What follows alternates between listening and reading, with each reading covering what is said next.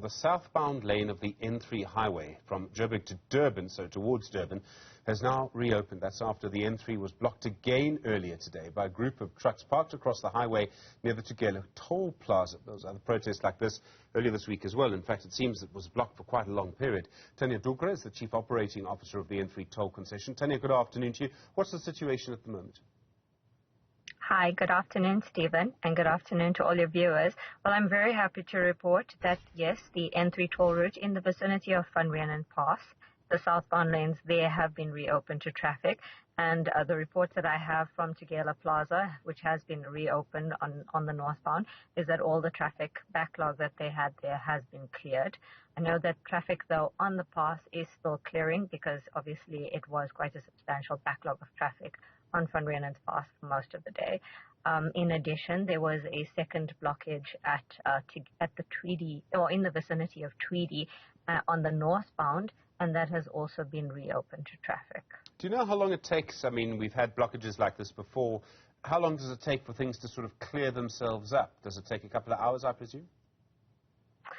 I wish I could say it was a couple of hours. Unfortunately, the scene has been ongoing on Van Rieenen from about 5 o'clock this morning, and the northbound has not been fully cleared as yet.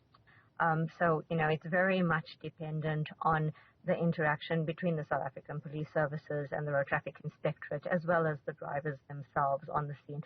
And, all of the other emergency services who work together really hard to try and ensure that they can reopen the roadway. Do we know who actually did this? I mean, it hasn't been confirmed who's responsible for this blockage. At this stage, no, nothing has been confirmed. Everything that we know is still unofficial reports and unconfirmed information. Have there been any reports of violence, of people being threatened? We did hear some earlier reports that things were getting a little volatile at the top of Van Rieenen, but that was quickly brought under control by law enforcement, and for the most part, things were fairly peaceful throughout the day.